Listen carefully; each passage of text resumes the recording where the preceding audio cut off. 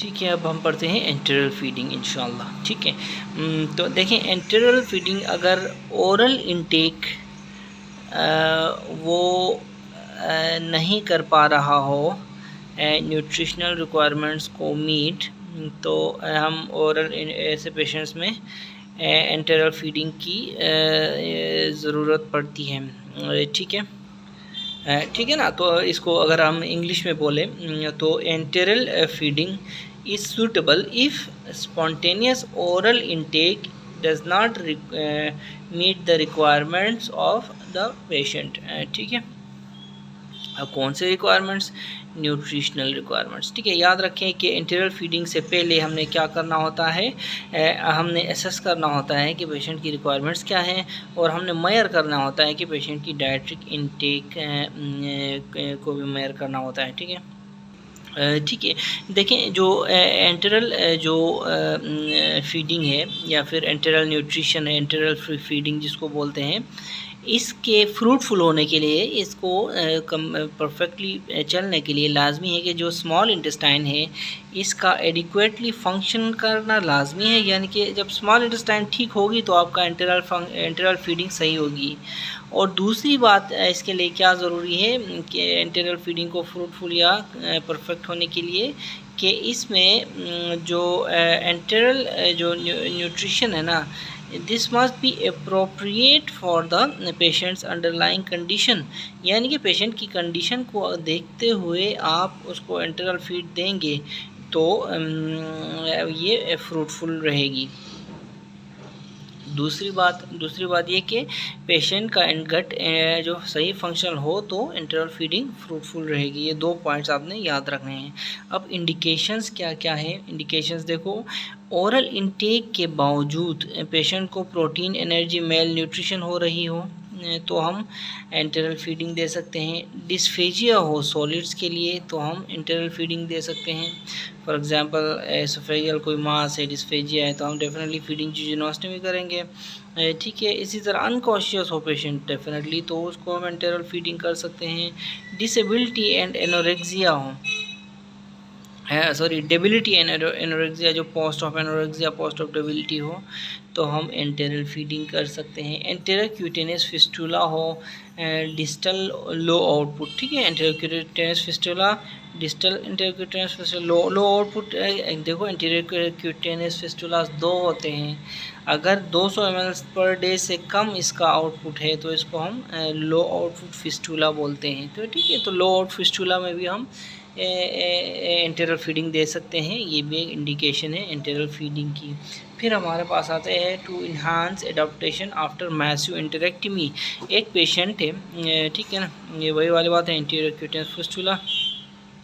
ठीक है, देखें फॉर एडाप्टेशन आफ्टर मैसिव, अगर आपने किसी पेशेंट की इंटेरेक्टमी की है, इंटेस्टाइन उठाई है और मैसिव इंटेस्टाइन उठाई है, तो उसको उसकी एडाप्टेशन के लिए भी हम क्या कर सकते हैं, एंटेरल फीडिंग, ये भी एक इंडिकेशन है। ठीक है, दे सकते हैं। ठीक है, अब कंट्रा इंडिकेशंस क्या क्या हैं?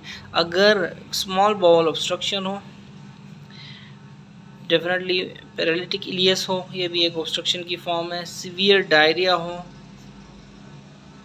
Proximal high output small intestine fistula हो। देखो जब डिस्टल था, देखो ना इंट्रोक्यूशन में डिस्टल और लो आउटपुट था, तो हम ये एक इंडिकेशन बनती है। प्रॉक्सिमल हो और हाई आउटपुट है तो ये कंट्रा इंडिकेशन बनती है।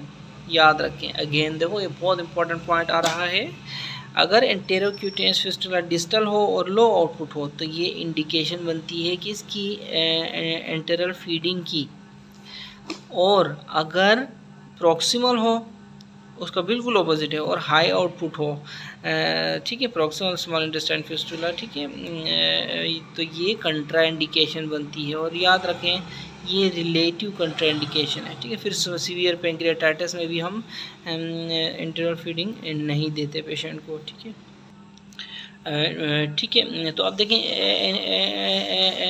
जो एंटेरल फीडिंग के रूट्स कौन कौन से होने चाहिए। ठीक है, ओरली हम दे सकते हैं, सिप फीडिंग जैसे होती है एनजी ट्यूब या एनई ट्यूब के ज़रिए। ठीक है, नेजोगैस्ट्रिक ट्यूब या फिर नेजो एंटेरल ट्यूब। ठीक है, नेजोगैस्ट्रिक या नेजो एंटेरल ट्यूब के ज़रिए हम दे सकते हैं।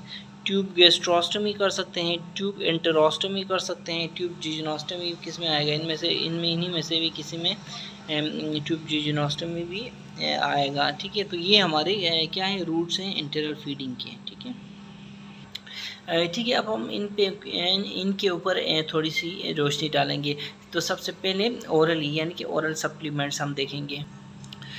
तो देखो ओरल सप्लीमेंट्स उन पेशेंट्स में हम देते हैं जो पी तो सकते हैं, they can drink but with impaired appetite, उनकी एपिटाइट इम्पेयर्ड होती है। ठीक है ना, तो सिप फीड्स में जो है पेशेंट को हम ये देते हैं। ठीक है, और ये सिप फीड्स ये बाज़ार में अवेलेबल होते हैं, और इनका इस सिप फीड का 200 ml जो होता है ना, वो पेशेंट को 200 किलो कैलोरीज देता है, 200 किलो कैलोरीज देता है, और नाइट्रोजन इसमें 2 ग्राम नाइट्रोजन देता है। इसका सिर्फ 200 ml इन सिप फीड्स का जो बाज़ार में मिलते हैं। ठीक है ना, तो सिप फीड्स जो देखो इनके फिर जो होती है ना, डिफरेंट स्टाइल्स होते हैं सिप फीड्स के।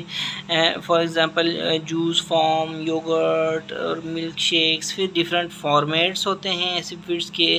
For example liquid format, powder format, pudding और प्री थिकन्ड। फिर डिफरेंट इनके टाइप्स होते हैं, high protein, high fibre, low volume. ठीक है, अच्छा, फिर जो है फ्लेवर्स इनके होते हैं और डिफरेंट डेंसिटीज़। तो ये 4-5 बातें इनकी आपने नोट करनी है। ठीक है ना, स्टाइल्स, फॉर्मेट्स, टाइप्स, फ्लेवर और डेंसिटीज़। ठीक है, फिर हम देखते हैं एनजी और एनई फीडिंग क्या होती है। ठीक है, देखो एनजी नेज़ोगैस्ट्रिक या नेज़ो एंटेरिक या नेज़ोजिजिनल फीडिंग हम एनजी ट्यूब से करते हैं, या एनई ट्यूब से। इनके एंड में ट्यूब्स लगा दो तो इनका apparatus बन जाता है। ठीक है ना, तो इसमें हम क्या करते हैं कि जब ड्यूरेशन ऑफ फीड अगर लेस देन 6 वीक्स हो, ठीक है, duration of feed less than 6 weeks हो, तो हम ये मेथड्स इख्तियार करते हैं। ये नंबर 2 मेथड है। ठीक है, ठीक है ना, तो हम इसमें क्या करते हैं, एक नेरो बोर की, ठीक है, बोर इसका एक ट्यूब लेते हैं जिसका बोर नेरो होता है, यानी कि 7 से 9 फ्रेंच का ये बोर होता है। और ये बोर, ये जो है ट्यूब जो हम नोज से डालते हैं और स्टमक तक लेके जाते हैं, और स्टमक और या फिर आगे बढ़ते हैं, कभी कभी हमें आगे बढ़ने की वो पड़ती है, इंटेस्टाइन तक हम ये लेके जा सकते हैं। अब ये कैसे करते हैं इंसर्शन, इसकी जो इंसर्शन होती है मैनुअली भी हो सकती है, एंडोस्कोपिक भी हो सकती है, और फ्लोरोस्कोपिक भी गाइडेंस भी इसमें हेल्प ली जा सकती है। ठीक है ना, इफ़ गैस्ट्रिक एम्पटिंग, देखो अगर गैस्ट्रिक एम्पटिंग इनएडिक्वेट होना, याद रखें, ठीक है, अगर गैस्ट्रिक एम्पटिंग इनएडिक्वेट हो या फिर गैग रिफ्लेक्स इम्पेयर्ड हो, ठीक है, तो क्या हो सकता है, रिस्क हो सकता है एस्पायरेशन का। ठीक है ना, इन सच केसेस ट्यूब जो है स्टोमक में हम नहीं रखेंगे, बल्कि स्टोमक से भी हम एडवांस लेके जाएंगे ट्यूब को, ताकि एस्पायरेशन से बच सके पेशेंट। ठीक है, ठीक है ना, अब एडवांस कहाँ, स्टोमक से भी आगे कहाँ, ड्यूडेनम तक हम जा सकते हैं, और यहाँ तक क्या, जिजुनम तक भी ये ट्यूब हम लेके जा सकते हैं। ठीक है ना, याद रखें कि नेज़ल ऑब्स्ट्रक्शन के केस में, याद रखें बहुत इंपॉर्टेंट पॉइंट, नेज़ल ऑब्स्ट्रक्शन के केस में ट्यूब को हम ओरली भी प्लेस कर सकते हैं। इस ट्यूब को हम नाक के ज़रिए छोड़ देंगे क्योंकि ऑब्स्ट्रक्शन है, तो हम ओरली इसको ट्यूब को डाल देंगे। ठीक है, तो ये एक इम्पॉर्टेंट पॉइंट आपने याद रखना है। दूसरा याद रखने वाली बात ये है कि अगर गैस्ट्रिक एम्पटिंग इनएडिक्वेट हो और गैग रिफ्लेक्स इम्पेयर्ड हो, तो याद रखें कि एस्पायरेशन का ख़तरा होता है। इससे बचने के लिए हम क्या करते हैं, स्टमक ट्यूब को एडवांस करते हैं, कहाँ तक एडवांस करते हैं, ड्यूडेनम और जिजुनम तक। ठीक है, देखो अब एनजी फीडिंग अगर आप किसी पेशेंट के बारे में सोच रहे हैं देने के, तो उसके प्रोटोकॉल्स क्या हैं, ये प्रोटोकॉल्स आपको पता होने चाहिए। ठीक है, एनजी फीडिंग प्रोटोकॉल्स। ठीक है, नंबर वन आप इंसर्ट करेंगे एनजी ट्यूब, और उसको कंफर्म कि उसकी पोजीशन कैसे करेंगे, बाय एक्सरेज। देखें ये एक्सरेज जो है एनजी ट्यूब को अगर हम बिकॉज ऑफ वोमिटिंग, अगर किसी को फॉर एग्जांपल इंटेस्टाइनल ऑब्स्ट्रक्शन के पेशेंट को, ठीक है, इस तरह के पेशेंट को स्टमक डिकम्प्रेशन के लिए देते हैं, उस केस में हमें लाजमी नहीं है कि हम एक्सरेज करवाएं, लेकिन फीडिंग के लिए आप एनजी ट्यूब यूज़ करना चाह रहे हैं तो उस केस में आप उसको कंफर्म करेंगे कि वाकई ये क्या है, एक्सरे से कंफर्म करेंगे वाकई ये अपनी जगह पे प्लेस्ड है कि नहीं है। ठीक है, उसके बाद दूसरा प्रोटोकॉल क्या है एनजी ट्यूब फीडिंग का, कि एलिवेट करेंगे आप हेड एंड को 30 डिग्री सेंटीग्रेड तक, 30 डिग्रीज तक, ठीक है ना। और ठीक है ना, ड्यूरिंग डाइट, जब भी डाइट देंगे तो पेशेंट का हेड एंड एलिवेट करेंगे 30 डिग्रीज तक। अच्छा, तीसरा हम स्टार्ट किससे करेंगे, अब स्टार्ट लेंगे, देखें हमने स्टार्ट लेना है 40 ml पर आवर इनिशियली। ठीक है, 40 ml पर आवर इनिशियली से हमने स्टार्ट लेना है और एडवांस करना है अपना जो रेट गोल क्या है, गोल्ड रेट हमारा टारगेट रेट जिसको बोलते हैं, इसमें इंक्रीमेंट डालनी है आपने कि कैसी इंक्रीमेंट, 10 से 20 ml पर 8 to 12 आवर्स की इंक्रीमेंट, यानी कि शुरू में आप 40 mg पर आवर के हिसाब से दे दें तो हर 8 से 12 घंटे के बाद 10 से 20 ml बढ़ाते जाएं। फॉर एग्ज़ाम्पल 40 शुरू में है तो 8 घंटे बाद 40 जमा 20 60 हो जाएगा, या फिर 40 जमा 10 50, 50 से 60 आप दे सकते हैं हर 8 घंटे बाद। उसके अगले 8 घंटे बाद फिर उसमें ऐड करते जाएं 20।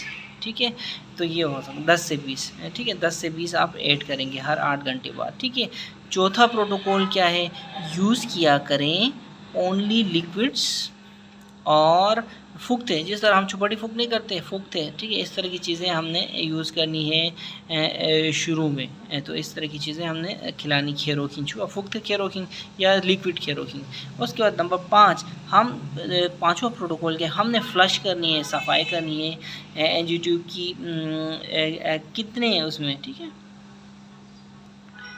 4 आवर्ली। किस से साफ़ करेंगे, हम इससे स्टेराइल वाटर से इसको फ्लश करके साफ़ करेंगे। ठीक है, ठीक है ना, तो इसको हम फ्लश करेंगे।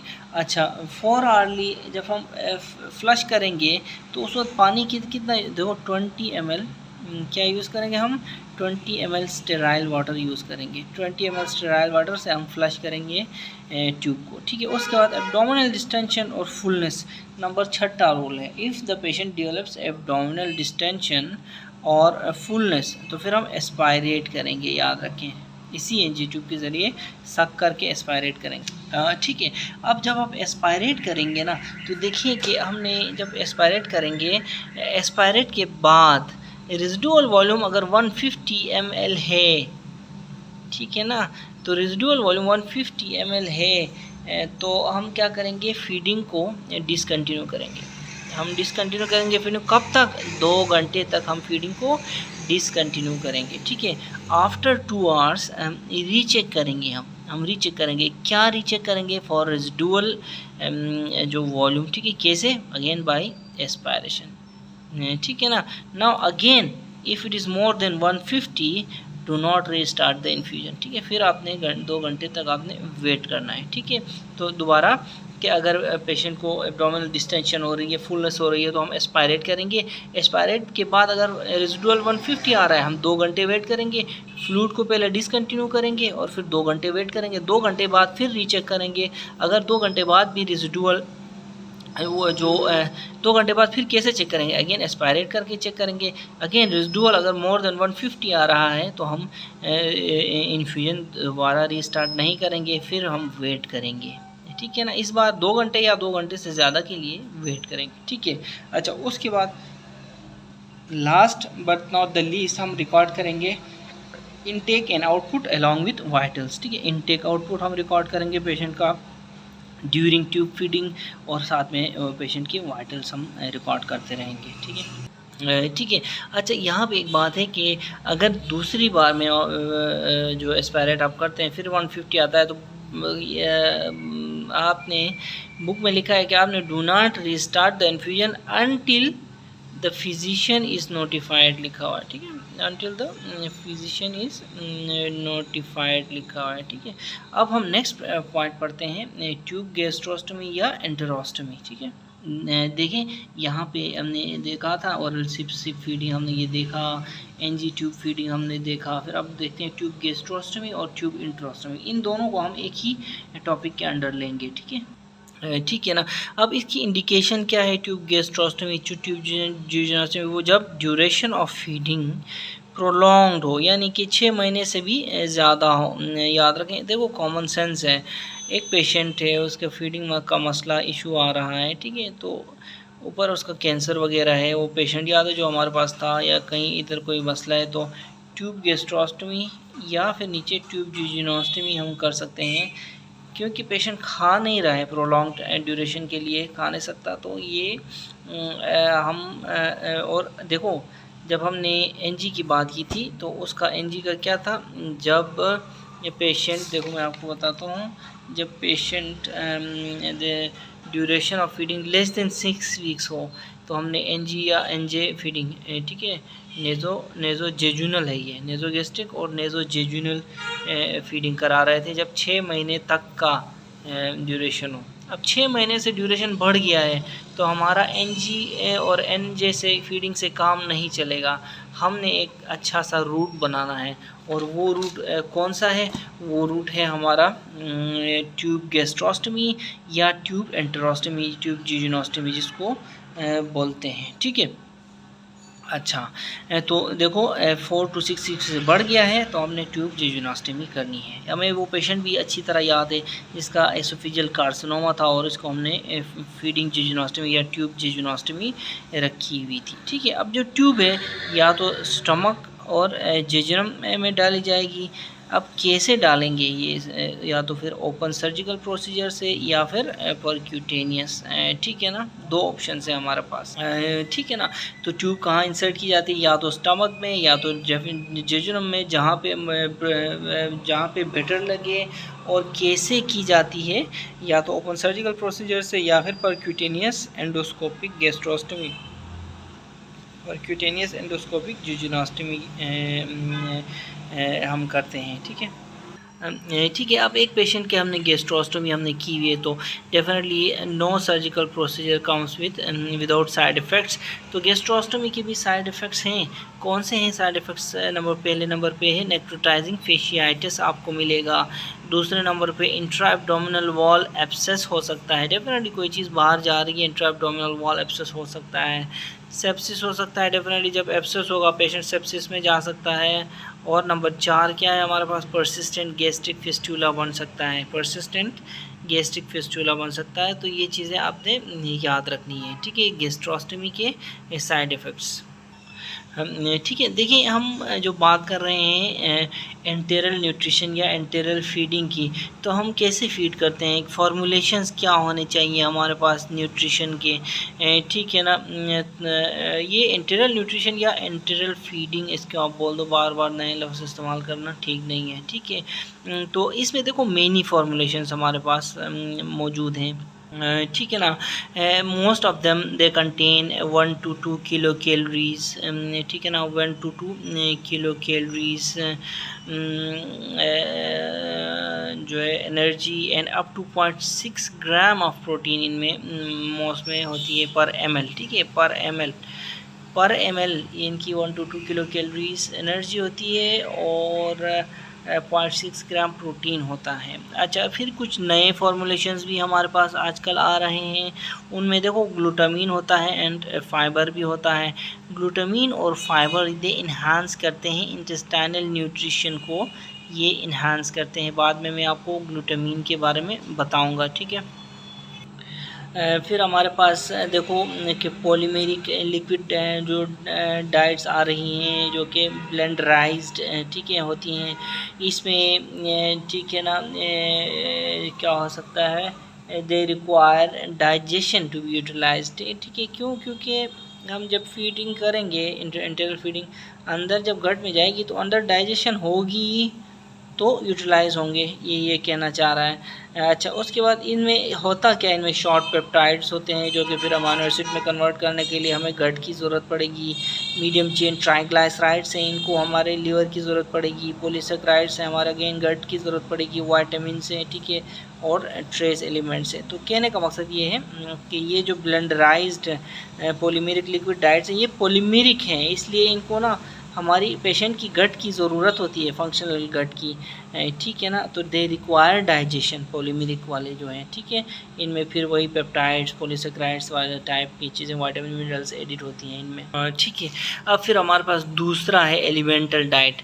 देखो unlike polymeric diet, elemental diet जो है ये प्री डाइजेस्टेड होती है, इसमें गट की ज़रूरत नहीं पड़ती, पेशेंट की गट की ज़रूरत, ये रेडीली एब्जॉर्ब होते हैं, एब्जॉर्बेबल फॉर्म में होते हैं, रेडीली एब्जॉर्बेबल फॉर्म में होते हैं ये, ठीक है। इसमें क्या होते हैं, प्रोटीन्स होते हैं, लेकिन इसमें एमाइनो एसिड्स की फॉर्म में प्रोटीन्स होते हैं, L amino, low molecular weight free amino acids.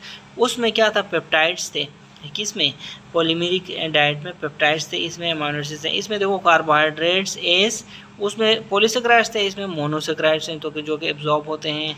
और उसके बाद ये फिर देखो ये दोनों चीज़ें एब्जॉर्ब होती हैं efficiently even if gut function is compromise, ठीक है। अगर गट फंक्शन का कोई मसला भी है तो भी ये चीज़ें मोनोसेकेराइड्स और एमाइनो एसिड्स एब्जॉर्ब होती हैं, तो ये एलिमेंटल डाइट कहते हैं, ये भी एक फॉर्म है, ठीक है। अब ड्रॉबैक क्या है, ड्रॉबैक है कि ये एक्सपेंसिव है, सबसे पहली बात, ठीक है ना। किसकी ड्रॉबैक, एलिमेंटल डाइट की, एलिमेंटल डाइट की जो ड्रॉबैक है दैट इज़ कि ये बहुत ज़्यादा एक्सपेंसिव है। और दूसरी क्या बात है, ये अनपैलेटेबल है, ये अब अनपैलेटेबल, आप मुंह में लगा लेंगे इधर उधर तो ये बिल्कुल ही मतलब, ठीक है। और फिर क्या है, उसके बाद ये हाई ऑस्मोलैरिटी होती है इनकी, नंबर 3। तीसरा ड्रॉबैक ये है कि ये डायरिया कराते हैं। क्यों डायरिया कराते हैं, हायर ऑस्मोलैरिटी होती है। जब ये हाई ऑस्मोलर चीज़ गट में जाती है ना, गट से ये क्या करती है, इधर हाई ऑस्मोलर चीज़ यहाँ से यहाँ से एब्जॉर्ब करके पानी निकाल के बाहर फ्लश में फेंक देती है, ठीक है, ठीक है। तो सही है ना, तो ऑस्मोलैरिटी ज़्यादा होती है, तो ये भी एक ड्रॉबैक है। एक्सपेंसिव होना एक ड्रॉबैक है, अनपैलेटेबल होना एक ड्रॉबैक है, डायरिया कराना एक ड्रॉबैक है। अब रेट हम क्या फिक्स करें, रेट ऑफ इन्फ्यूजन देखो लो रेट से हम फिर आहिस्ता आहिस्ता बढ़ेंगे, ग्रेजुअली इंक्रीज करेंगे। Strength is often started at low rate and then it is gradually increased and, ठीक है। फिर स्ट्रेंथ की बात करें, जो डाइल्यूटेड होता है, ये भी इनिशियली डाइल्यूटेड होता है, ग्रेजुअली इट इज़ इंक्रीज्ड, ठीक है, ठीक है। कोई रॉकेट साइंस नहीं है, रेट भी शुरू में कम होती है, बाद में ग्रेजुअली इंक्रीज़ होती है, स्ट्रेंथ भी शुरू में कम होती है, बाद में इंक्रीज़ होती है। कम स्ट्रेंथ को डाइल्यूटेड कहते हैं लफ्ज़ साइंस में, ठीक है, हाँ, ठीक है ना। अब देखें कि एडवांटेजेस क्या हैं एंटेरल फीडिंग के, एडवांटेजेस क्या हैं। तो सबसे पहले याद रखें, ठीक है। अब देखें एडवांटेज में, देखें ये अगर हम एंटेरल फीड देते हैं तो हमारी इंटेस्टाइन बिज़ी रहती है, ठीक है, इंटेस्टाइन भी बिज़ी रहती है, फारिग नहीं बैठती। जब कोई बंदा बिज़ी रहता है तो वो हेल्दी ही रहता है, ठीक है। तो इससे एंटेरल फीडिंग से क्या होता है, इंटेस्टाइनल म्यूकोजल एट्रोफी नहीं होती, ठीक है, ये एक रिस्की फैक्टर होता है, इंटेस्टाइनल म्यूकोजल एट्रोफी नहीं होने देते हम एंटेरल फीडिंग से, तो ये अच्छी बात है। इसी तरह फिर गट बैरियर फंक्शन जो होता है वो मेंटेन रहता है, ठीक है।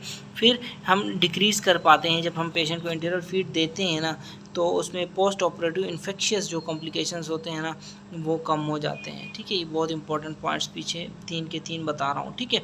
देखो गट जो है, गट है, न्यूट्रिशन बोलो, एनर्जी बोलो, ये कहाँ से लेती है, ये लाती है ल्यूमिनल कंटेंट से, ठीक है ना, वही वाली बात है। देखो यहाँ अगर गट है ये, तो यहाँ पे जो ल्यूमिनल कंटेंट होगा यहाँ से ये न्यूट्रिशन भी लेती है, यहाँ से ये एनर्जी भी लेती है। तो इस केस में हम एंटेरल फीडिंग देते हैं, एंटेरल फीडिंग आती है तो इधर एनर्जी ही आती है, तो ये अपने लिए भी एनर्जी और न्यूट्रिशन यहाँ से गट लेती है ल्यूमिनल कंटेंट से, ठीक है। तो ठीक है ना। आप देखो एक बात याद रखें कि स्मॉल बॉल म्यूकोज़ा जो होता है ना, अपनी मेंटेनेंस के लिए ग्लूटामीन का यूज़ करता है, याद रखें।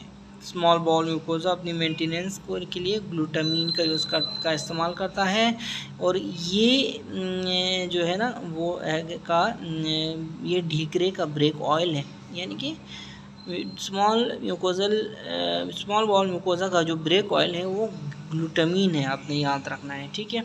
मैंने पीछे भी बताया था ग्लूटामीन के बारे में, क्या बताया था कि ये देखें न्यू फॉर्मुलेशंस में ग्लूटामीन और फाइबर एडिड है, ठीक है ना। तो ये ग्लूटामीन जो है ये इन्हांस करता है इंटेस्टाइनल न्यूट्रिशन को, फाइबर भी इन्हांस करता है इंटेस्टाइनल न्यूट्रिशन को, इसीलिए न्यू फॉर्मुलेशंस जो है हमारे इंटरनल न्यूट्रिशन के उनमें हम ग्लूटामीन ऐड करते हैं, ठीक है ना। अच्छा ये हो गया। अच्छा इसीलिए जो लुमिनल कंटेंट में क्या अगेन ग्लूटामीन का होना ज़रूरी है। अच्छा नेक्स्ट एडवांटेज, दूसरा नंबर पे जो एडवांटेज है, देखो हम क्या पढ़ रहे थे, हम एडवांटेजेस ऑफ इंटरनल फीडिंग पढ़ रहे हैं ना, एडवांटेजेस ऑफ इंटरनल फीडिंग, उसमें पहला एडवांटेज हमने पढ़ लिया कि सारे का सारा, ठीक है।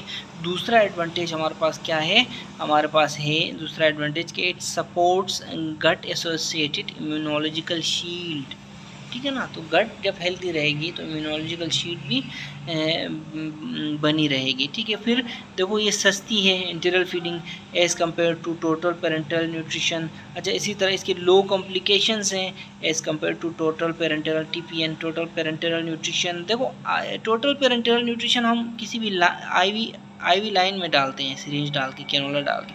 तो जब आईवी लाइन में आप घुसते हैं, डायरेक्ट ब्लड में घुसते हैं, इसकी कॉम्प्लिकेशन ज़्यादा है ना बनिस्बत कोई चीज़ आप खिला रहे हैं पेशेंट को किसी भी रूट से, लाजमी नहीं कि माउथ से ही, दूसरे तरीक़ों से आप खिला रहे हैं, तो उससे फिर गट खुद एब्जॉर्ब होती है, गट भी हेल्दी रहती है, गट भी अपना काम कर रही होती है और साइड इफ़ेक्ट्स भी कम हो रहे हैं। क्योंकि इसमें आईवी एक्सेस नहीं होता तो फिर थ्रोम्बोफ्लेबाइटिस वगैरह दिस एंड दैट इस तरह के कॉम्प्लिकेशंस भी हमें नज़र नहीं आते एंटेरल फीडिंग के। तो ये सारे के सारे एडवांटेजेस हैं हमारी एंटेरल फीडिंग के, ठीक है। तो ठीक है ना, इस पेज में देखो हमने एंटेरल फीडिंग के एडवांटेजेस की बात की, एडवांटेजेस हमने पढ़ लिया। अब हम पढ़ते हैं एंटेरल फीडिंग की कॉम्प्लिकेशंस क्या हैं, ठीक है। तो एंटेरल फीडिंग की कॉम्प्लिकेशंस की अगर हम बात करें तो इनको हम दो कैटेगरीज में डिवाइड कर सकते हैं। Complications related to the feeding tube एक हो गया, और complications related to the feeding regime दूसरा हो गया।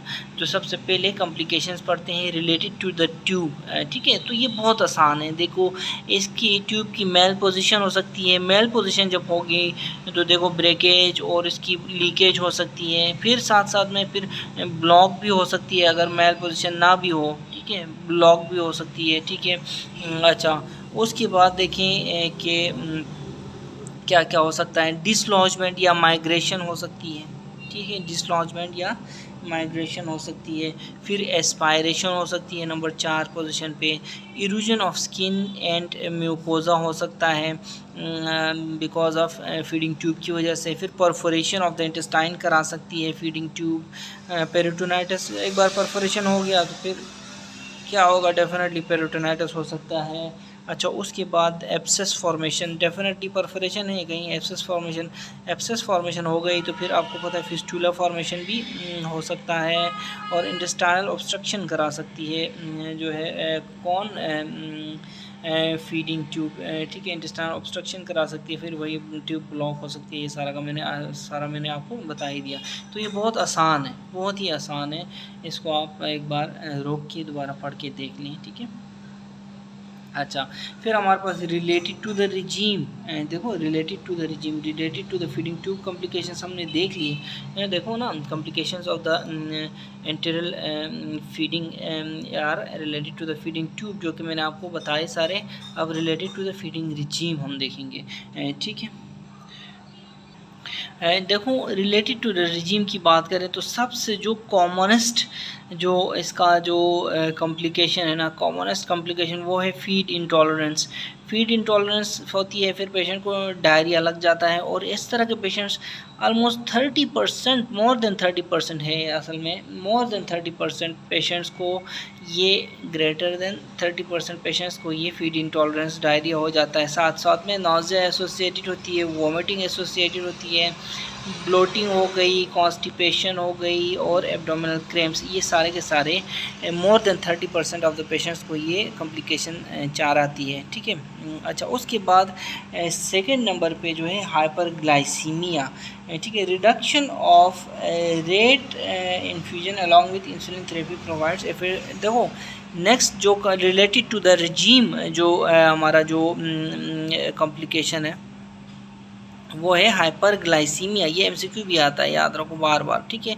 हाइपरग्लाइसीमिया हो जाता है। हाइपरग्लाइसीमिया को हम ट्रीट कैसे करेंगे, ठीक है ना। एंटेरल फीडिंग एसोसिएटेड हाइपरग्लाइसीमिया को हम ट्रीट कैसे करेंगे, रेट को हम कम करेंगे पहले, दूसरा हम इंसुलिन साथ साथ में देंगे, ठीक है। तो ये हम इस तरह हम ट्रीट कर सकेंगे, ठीक है। इसके बाद हमारे पास है एंटेरिक इन्फेक्शन हो सकती है, ठीक है ना। देखो इसकी फिर ट्रीटमेंट कैसे करेंगे। एंटेरिक इन्फेक्शन को ट्रीट कर और प्रिवेंट करने के लिए हमने डिस्कार्ड करना होता है जो कंटेनर होता है 12 to 14 आवर्स लेटर। जब ये खुलता है ना, वंस इट इज़ ओपन, 24 घंटे बाद हमने ये फेंकना होता है। क्योंकि 12 से 24 है असल में, मैक्सिमम 24 से नीचे एक बार ओपन हो बस, उसके बाद इस्तेमाल करके फेंक देना है, ठीक है। तो इसमें क्या हो सकता है, एंटेरिक इन्फेक्शन के ख़तरे बढ़ सकते हैं अगर हम ना फेंकें तो परसिस्टेंट डायरिया है तो हमने पेशेंट को फिर क्लोस्ट्रीडियम डिफिसिल को भी रूल आउट करना होता है। तो रूल आउट हमने कैसे करना है, ठीक है, रूल आउट कैसे करना है ये हम आपको बताएंगे, ठीक है। उसके बाद चौथा जो कॉम्प्लिकेशन है, इलेक्ट्रोलाइट डिसऑर्डर्स हो सकते हैं, इम्बैलेंस हो सकता है, ड्रग इंटरेक्शंस हो सकते हैं। डेफिनेटली ये सारे ड्रग्स ही तो हैं, खाने की चीज़ें, कार्बन मोनोऑक्साइड, कार्बोहाइड्रेट, प्रोटीन, ये सारे ड्रग जो भी चीज़ अंदर जा रही है, ठीक है। इसी तरह फिर वाइटामिन हो गए, फिर साथ साथ में पेशेंट को दूसरी कोई ड्रग भी दे सकते हैं ना, ठीक है, जिसकी वजह से इंटरेक्शन हो सकता है। डेफिनेटली पेशेंट को खाली हम वो तो नहीं देते, क्या कहते हैं उसको, इंटरनल फीड तो नहीं देते, साथ साथ में हमने दवाइयाँ भी देनी होती है। कोई ना कोई कॉज होती है ना जिसकी वजह से इंटरनल फीडिंग की ज़रूरत पड़ती है, ठीक है। तो वो फिर इंटरेक्शंस कर सकते हैं। फिर वाइटामिन्स, मिनरल्स, ट्रेस एलिमेंट्स की ये डेफिशिएंसी हो सकती है एक तरह की फीड देते हुए, ठीक है। तो इन चीज़ों की डेफिशिएंसी भी हो सकती है, एक कॉम्प्लिकेशन है, regime related complication of enteral feeding है, ठीक है।